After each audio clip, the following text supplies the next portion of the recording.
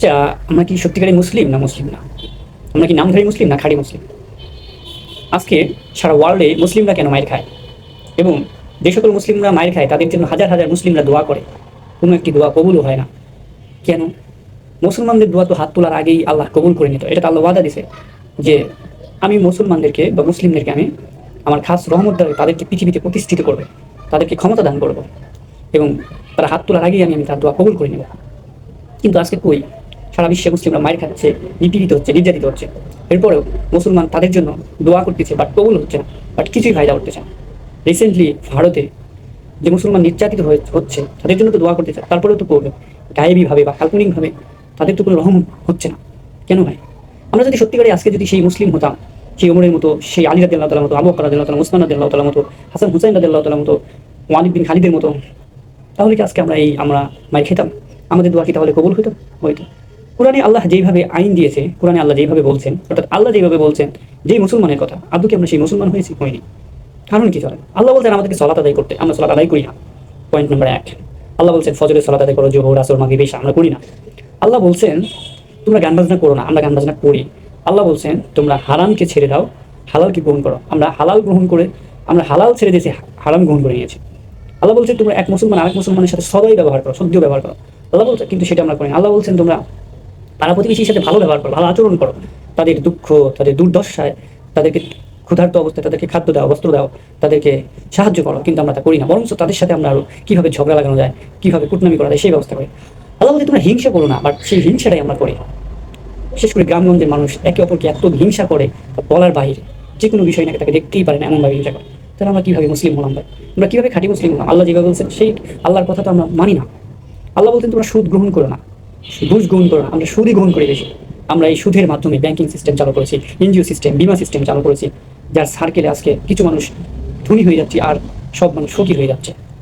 ভাই, সুদ, সুদের টাকা আপনি কিস্তি উঠাইছেন, আপনি লোন উঠাইছেন, ওই টাকা দিয়ে ছেলে মেয়ে মানুষ করাইছেন, খাবার দাবার খাওয়াচ্ছেন, আপনি টাকা সুদে লাগাইছেন, ওই টাকা দিয়ে আপনি আপনার বাচ্চা বা ফ্যামিলি চালাচ্ছেন।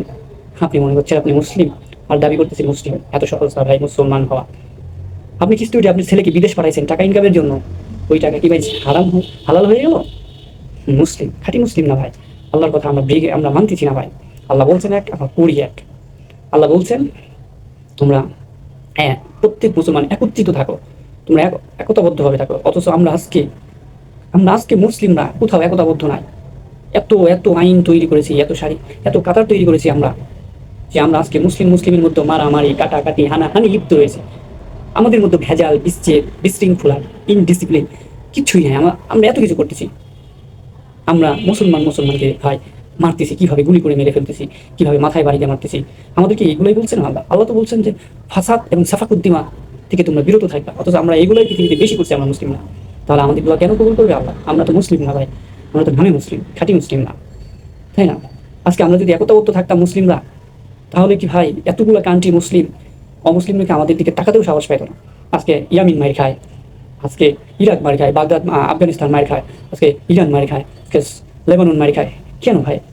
আজকে যদি যত মুসলিম কান্ট্রি আছে, যত মুসলমান আছে, মুসলিম কান্ট্রি বাদ দিলাম, এই পৃথিবীতে প্রায় 200 কোটি মুসলিম আছে। আমরা এই 200 কোটি যদি এক থাকতাম, এক সূত্রেই গাঁথা থাকতাম, ওই একটা কালেমার সত্যি যদি আজকে অটল থাকতাম, এক কালেমার সত্যি যদি গেঁথে থাকতাম, আজকে আমাদের সাথে কেউ পারতো না। আমি বিশ্বাস করি এবং আমি এটা জোর গলায় বলতে পারি যে আজকে যদি এই 200 কোটি মুসলিম যদি এক থাকতো, কোনো একটা অমুসলিম আমাদের সাথে উঁচু গলায় কথা বলতে পারতো না, একটা ফুলের টোকা দেওয়ার কথা পারতো না। যদি একটা ফুলের টোকাও দিতে হতো 100 বার তাকে ভাবতে হতো। 200 কোটি পিপল তা এক আল্লাহর উপরে অটল থাকতো যদি। কিন্তু ভাই আমরা কেউ কোনো মুসলিম, এক মুসলিম আবার অপর মুসলিমকে আমরা দেখতেই পারতেছি না।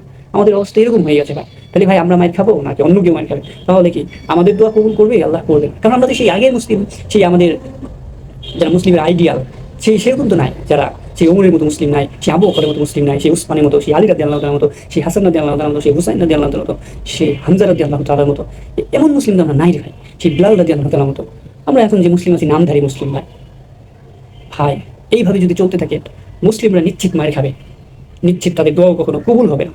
যদি আল্লাহ যেটা বলছেন, আল্লাহর আইন যেটা বলছেন, যদি আল্লাহর শাসন আমরা না পালন করি এবং না প্রতিষ্ঠিত করি, অবশ্যই আমাদেরকে আল্লাহর আইন মেনে চলতে হবে। আইন প্রতিষ্ঠিত করার জন্য জিহাদ হলেও করতে হবে, এটা আল্লাহর হুকুম।